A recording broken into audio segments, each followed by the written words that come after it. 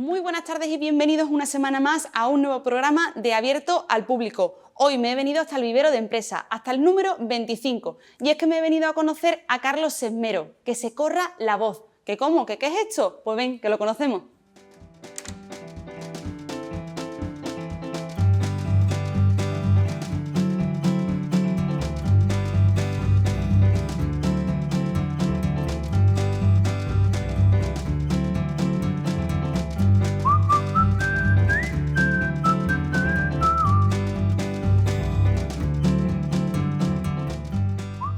Y ahora es el momento de conocer que se corra la voz de la mano de Carlos Sesmero. Muy buenas tardes, Carlos, y muchas gracias por recibir el programa de Abierto al Público. Gracias a vosotros.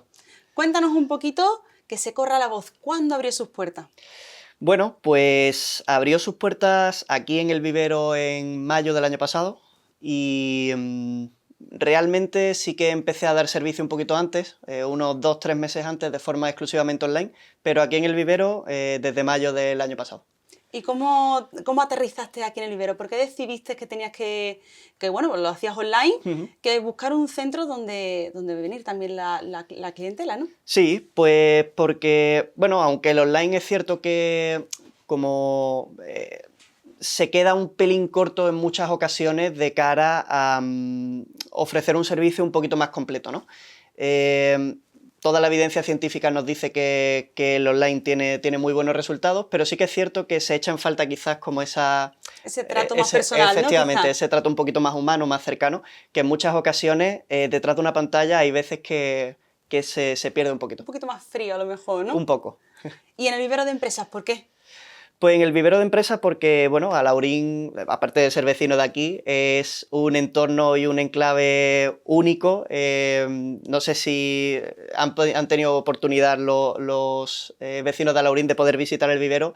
Es un enclave precioso para poder desarrollar la actividad que cada uno quiera, ¿no? En este caso, mi emprendimiento, ¿no?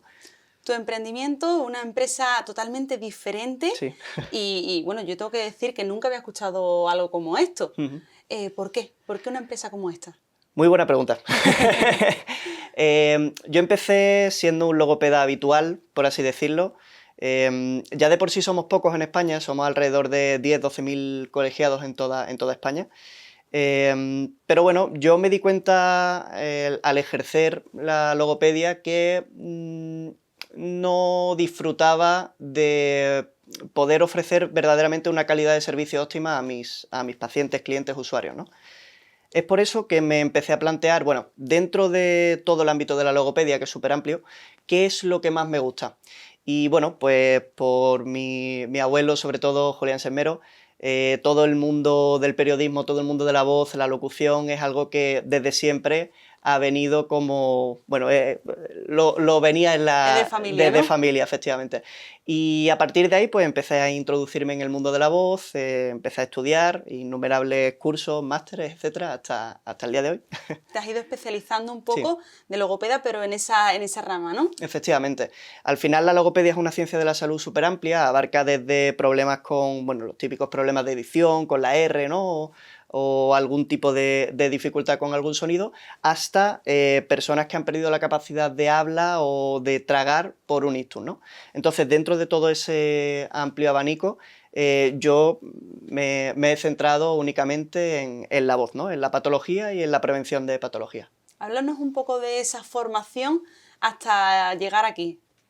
Pues la primera formación fue, me veréis mucho hablar sobre evidencia científica, etcétera, porque, bueno, fue lo primero que hice nada más salir de la universidad, el máster en investigación científica, ¿no? A partir de ahí, pues para saber qué era lo que a mí siempre me ha llamado mucho la atención, el decir, bueno, ¿cómo puedo yo garantizar la calidad de servicio, ¿no? A las personas a las que yo doy servicio? ¿Cómo lo puedo garantizar? Y fue a partir de ahí, con ese máster, como descubrí cómo. Pero claro, me faltaba la parte de la pasión. Ahora venía, pues, innumerables formaciones como Steel Voice Training, diferentes cursitos en formato un poquito más pequeño, en efectivamente. ello, ¿no? Y aparte, hace un par de años decidí también hacer otro máster de patología y de especialización, que son 2 años, en la Universidad de Alcalá de Henares. ¿Qué tipo de patologías tratas o cómo descubres que alguien tiene un tipo de patología que necesita venir aquí? Hay como 2 puntos clave. El primero es una persona que ya tiene alguna dificultad de forma, vamos a llamarlo, permanente Ujú. o crónica, y es que tiene su voz como siempre mal.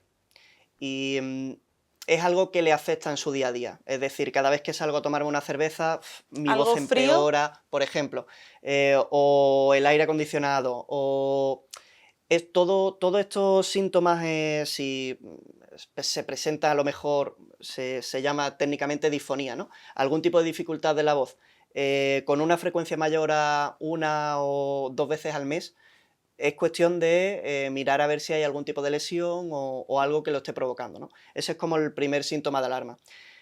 Antes, nuestro cuerpo nos va dando pequeñas señales antes de tener que llegar a todo esto, ¿no?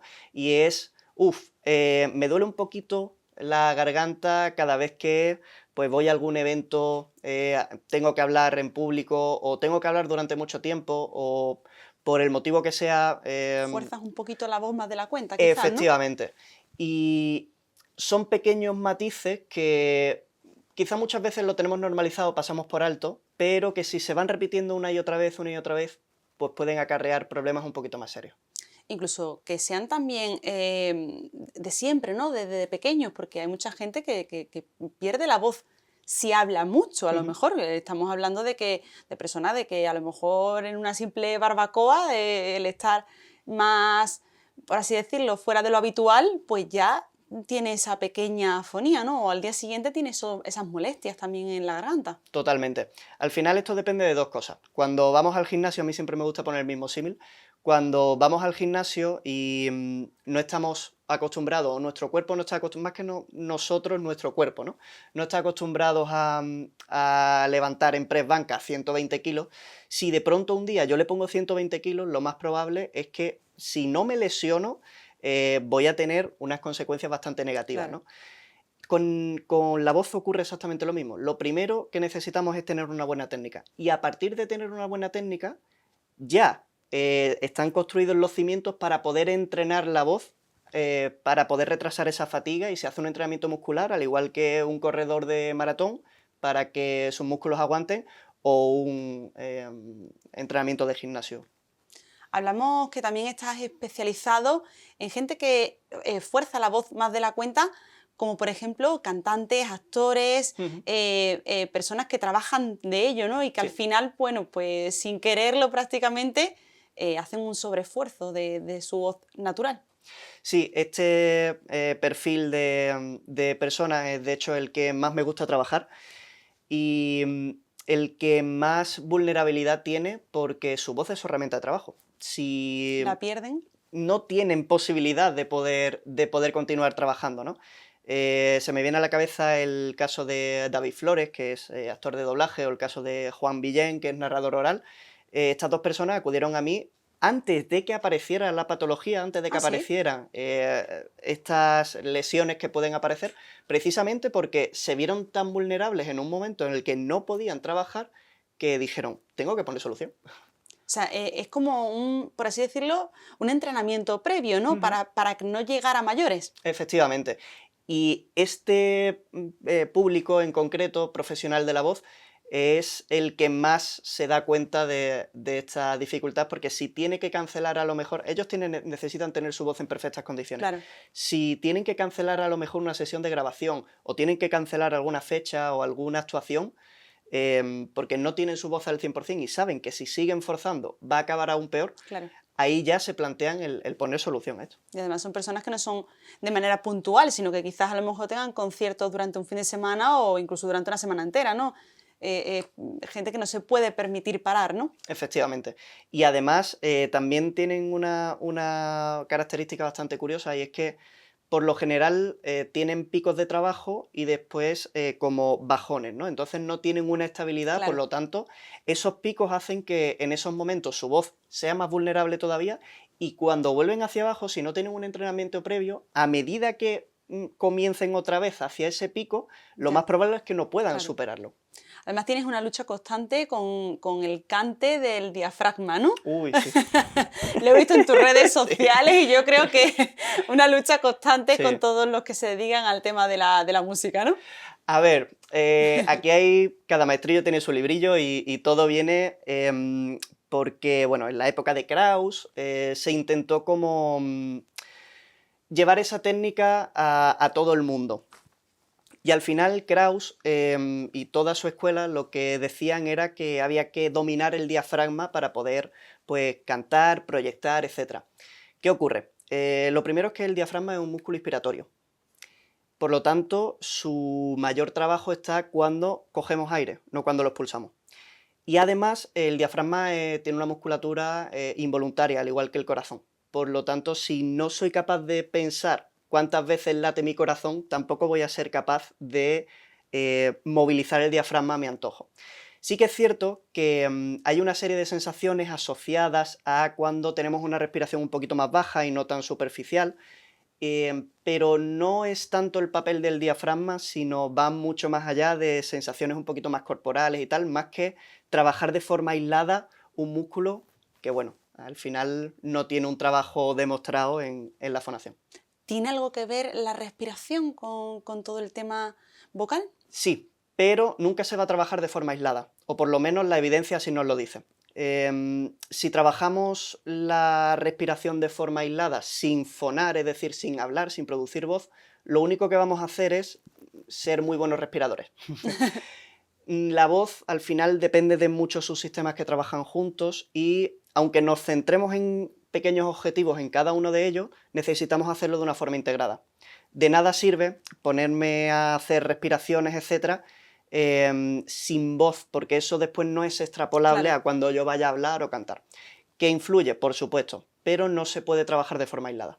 De hecho, yo creo que influyen también muchos factores distintos, como tú me comentas, porque, por ejemplo, a mí muchas veces mi abuela, niña, que es que estás sorda, ¿cómo chillas tanto? Bueno, totalmente, totalmente. Al final, el no tener feedback de lo que nosotros producimos hace que no sepamos realmente a qué volumen, por ejemplo, estamos hablando. Eso le pasa un montón a los cantantes. De hecho, no sé si Mónica Naranjo o alguna cantante relativamente famosa canceló su show porque no tenía una buena retroalimentación de Ajá. su propia voz. Ellos utilizan un dispositivo que se llama in-ear, se introduce como si fueran unos auriculares normales, y lo que hacen es escuchar su propia voz sobre la banda o lo que esté sonando, la pista musical, ¿no? Todo esto hace que puedan cantar sabiendo de qué forma están cantando y escuchándose. Sin hacer un sobreesfuerzo, ¿no? Efectivamente. Entonces, cuando no tienen esa retroalimentación, ya sean cantantes o cualquier tipo de persona que cante o hable en un ambiente de ruido, están perdidos. ¿Qué puede producir una afonía? Tantas cosas. Desde lo habitual, como hablábamos antes, el tema del aire acondicionado o el agua fría, por ejemplo. Voy a hacer una pequeña distinción entre afonía y disfonía. Afonía es la pérdida completa de la voz, es decir, Que ¿vale? ya no tienes nada. Nada, efectivamente. Y disfonía es la pérdida de la calidad de voz, con lo que puede ser una voz un poquito soplada, un tono más ronco, ¿no? etc. ¿Qué puede provocarlo? Lo puede provocar, normalmente no se debe a un solo factor, pero sí son muchos factores los que en conjunto hacen todo esto. Un sobreesfuerzo porque tu laringe, tus cuerdas vocales no están acostumbradas a X horas de desempeño laboral. Aire acondicionado. Hasta tu situación a nivel anímico, estrés, ansiedad, todo esto hace que tu laringe pues actúe de una forma diferente, forzando. Con el tema del frío, sí que hay ciertas, bueno, reservas ahí, porque el frío per se no es malo para las cuerdas vocales, ya que el frío es antiinflamatorio. Si hay alguna inflamación... Es curioso porque mucha gente, ¿no? En invierno sobre todo, el taparse la garganta por el tema del frío, ¿no? Sí, que el tema del aire frío, los cambios de temperatura, eso sí afecta, Claro. porque al final estamos respirando y vasodilatación, vasoconstricción, vasodilatación, vasoconstricción, todo esto hace que no tengamos las cuerdas vocales en nuestro 100%, ¿no? Pero el tema del frío, sí que es cierto que, al igual que cuando nos hacemos un esguince de tobillo, nos aplicamos hielo, porque es antiinflamatorio, el frío, aunque beber agua fría no te va a reducir la inflamación de los pliegues porque ni siquiera toca a las cuerdas vocales, pero sí que puede ser una forma de, en la parte un poquito más superior, faringe, velo del paladar, etc., sí que puede reducir la inflamación.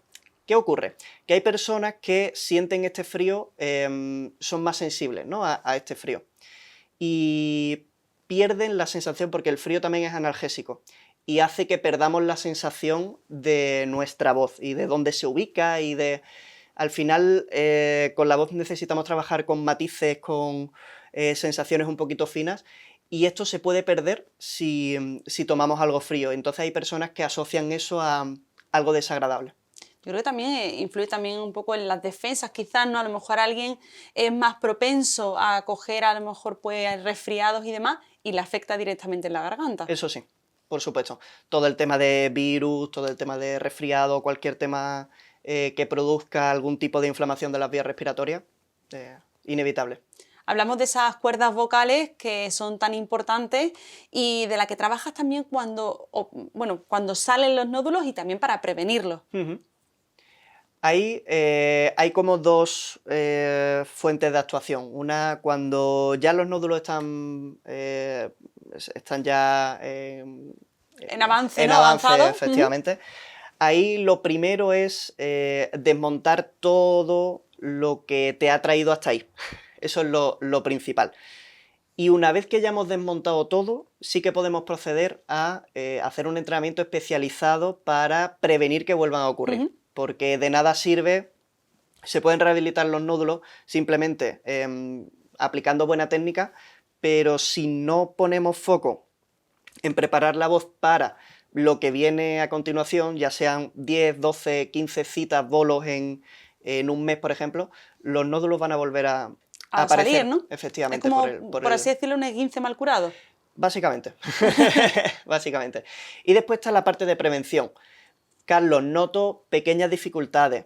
Cada vez que termino un bolo, noto que la garganta me raspa, noto picorcillo, mi calidad de voz empeora. Perfecto, es el momento idóneo para empezar... Para trabajar. Efectivamente, a solucionarlo ya. Antes de que pase a otra cosa un poquito, pues como unos nódulos, un pólipo. Claro. Intentamos no usar medicamentos. Yo te he visto que esos jarabes de miel, tal. Sí. Cuéntame un poquito qué es lo adecuado cuando tenemos un poquito de molestia. Obviamente, sin llegar a tener unos nódulos ni nada más importante ni nada más allá, ¿no? Vale. Aquí te voy a decir la teoría y lo que de verdad podemos hacer según nuestras circunstancias. La teoría nos dice que descanso vocal. Intentemos guardar un reposo con respecto al uso que hacemos de nuestra voz, que durmamos nuestras 8 o 9 horitas y una muy buena hidratación. Eso es lo que nos dice la evidencia científica. Ahora bien, imaginemos un cantante que está en mitad de una gira, hoy acaba de terminar de su concierto y dentro de 2 días tiene otro. ¿Qué puede hacer? Obviamente no va a poder callarse porque está en mitad de una gira, entonces... lo mejor y lo que más le va a convenir en su caso va a ser el descanso activo. Es decir, poder descansar, sí, y utilizar la voz lo mínimo posible, pero utilizando pequeñas técnicas como terapia de voz confidencial. Es decir, hablar como si estuvieras contando un secreto a una persona que tienes al lado sin que se entere la de enfrente. Bajar un poco el volumen, por así decirlo, Simplemente hacer esto y estar hablando de esta forma. Esto va a favorecer que el contacto entre los pliegues sea más suave y además no va a seguir aumentando la inflamación de los pliegues. Eso por ahí. También puede hacer pequeños ejercicios como glissando, cada hora y pico. Esto lo que va a hacer es acortar y alargar los pliegues. Y la posible inflamación que pueda haber, ayudar a que se reabsorba ese pequeño edema. Y por supuesto la hidratación. Los 2 litros de agua siempre, pero de nada sirve beber 1 litro de agua por la mañana y 1 litro de agua por la noche, porque tal y como entra, sale. Claro.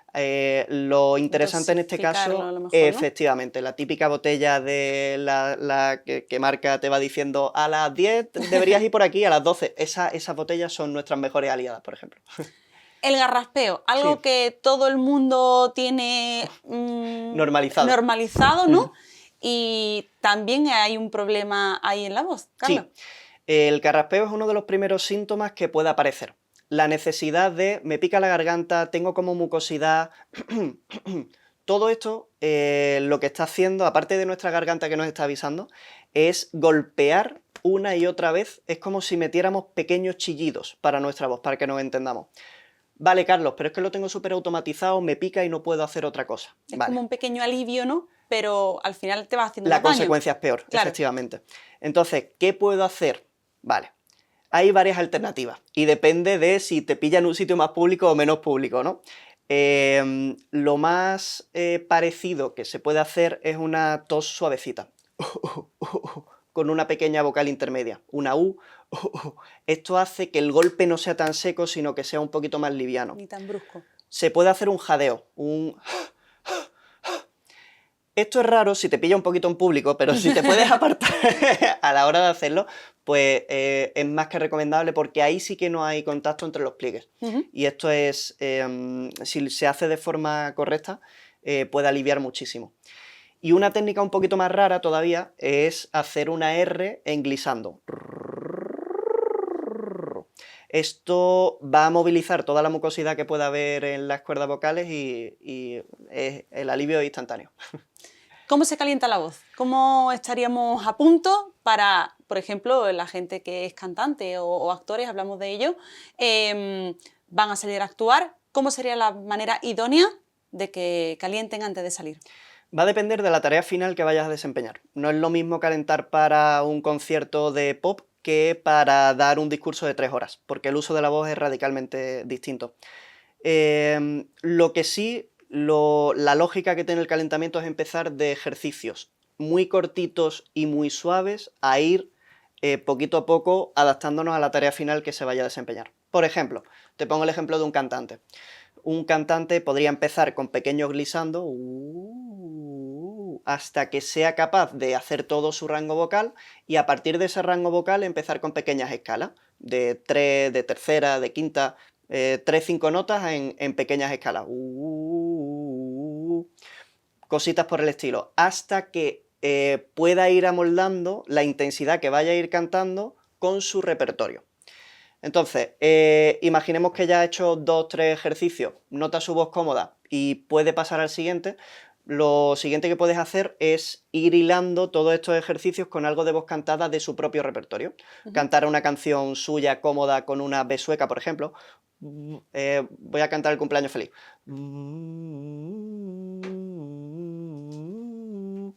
Una cosita muy sencillita que le pueda permitir hacer el paso a la voz cantada. Y lo siguiente, pues cantar una canción, y de esta forma podríamos terminar el calentamiento. Pero como te digo, depende muchísimo de la tarea final que vaya a desempeñar. Herramientas con las que trabajas para todos los clientes, pacientes, usuarios con los que trabajas, porque bueno, he visto que tienes una diferente aparatología, que de hecho yo que sigo, por ejemplo, a Pastora Soler, sí, he visto que la utiliza. Cuéntanos un poco cómo trabajas con ello y para qué sirve. Vale, pues trabajo con... Bueno, si lo traigo... Ahora lo enseñamos. Vale. Trabajo con distintos dispositivos que se llaman de tracto vocal semiocluido. Esto lo que hacen es oponer una pequeña resistencia que de forma controlada hace que, por llamarlo de alguna forma, eliminar todo el sobreesfuerzo de nuestra voz. Eso depende de la intensidad y la profundidad a la que sumerjamos los tubos, que ahora los enseño, y la resistencia que vayamos a poner al final. Se puede utilizar tanto para eso, para la optimización de la voz, como para el entrenamiento. Al igual que hemos dicho, para ir progresando, por ejemplo, en el gimnasio, cada vez las cargas son mayores. Aquí, cuando hacemos entrenamiento para la voz, cada vez las cargas son mayores, hasta alcanzar el punto óptimo que necesite la persona. Entonces todos estos dispositivos nos ayudan a encontrar la carga vocal óptima para poder desempeñar su trabajo. ¿Cuántos días es lo normal para recuperar la voz cuando la perdemos? ¿O a partir de dónde empezamos a tener un problema. No hay una norma porque va a depender también del grado de disfonía o incluso afonía que se pueda llegar a tener. Lo más o menos normal, me he pasado un poquito en una cena, tal. Lo más o menos normal es que en 24 horas, 24-48 horas, tu voz esté prácticamente en su mejor versión, por así decirlo. Si los síntomas persisten más de 48 horas, ya ahí habría que estar valorando, sí, habría que valorar a ver qué puede estar ocurriendo, sería conveniente consultar a un otorrino y que nos descartara que pueda haber una lesión. Y lo más importante, si ocurre una vez al mes o más de una vez al mes... Ya algo pasa, ¿no? Sí, sí, sí. Carlos, si seguimos tus redes sociales, podemos ver un montón de consejos y ayuda para todo el mundo que tiene problemas con la voz. Sí. Me encantan tus redes sociales. Gracias. Recuérdame cuál es tu red social para que todo el mundo que nos esté viendo la apunte. Sí, y bueno, yo creo que es muy importante, ¿no? Porque además de ese trato, aunque sea a través de una red social, yo creo que es un trato muy personal. Sí. Y esos consejos que a todo el mundo pues le viene bien, ¿no? Totalmente. Las redes sociales son en Instagram que se corra la voz y en LinkedIn igual, Carlos Esmero que se corra la voz, si lo ponéis aparece igual. Y sí, al final yo empecé haciendo contenido en redes sociales simplemente para divulgar, antes de terminar incluso el máster, y a partir de ahí dije, bueno, pues ya que tengo esto y ya que he creado una pequeña comunidad de personas que necesitan ayuda con respecto a la voz, ¿por qué no lanzar el servicio, no?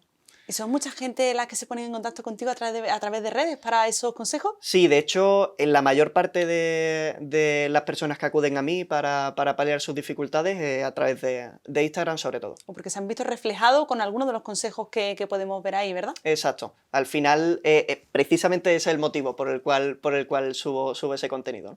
Pues Carlos, ¿qué te parece si antes de finalizar la entrevista te diriges a todos esos usuarios que nos están viendo y los invitas a conocerte, a que vengan aquí al Vivero de Empresa, a que corra la voz y que te conozcan y que vengan a conocer tu estudio? Claro. Pues aquí estoy en la oficina número 25 del Vivero de Empresas de Alaurín de la Torre y no olvidéis seguirme en mis redes sociales, que se corra la voz y bueno, podéis bichear un poquito también en mi página web, que se corralavoz.es. Carlos Esmero, muchísimas gracias por atender a Abierto al Público, ha sido un placer y te deseamos toda la suerte del mundo. Muchas gracias a vosotros.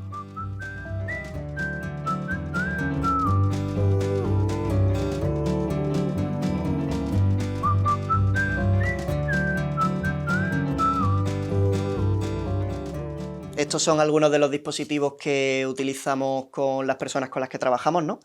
Y bueno, antes he hablado de unos tubos que se sumergen en agua y con esto pues podemos hacer distintos ejercicios como glissando, que pueden ser una cosa así. Si sumergimos un poquito más, hasta 3-4 centímetros lo sumo, podemos ir avanzando en cargas progresivas para ir entrenando la voz. Y aquí tenemos un dispositivo muy sencillito, que es un vaso, al cual se le ha hecho un pequeño agujerito, y esto sirve tanto para ajustar la voz para eliminar todo tipo de sobreesfuerzo, como en función también del diámetro de apertura, para poder entrenar con cargas progresivas. Y se utiliza de esta forma, simplemente hablando o cantando dentro del vaso, haciendo como una máscara semicluida de ventilación.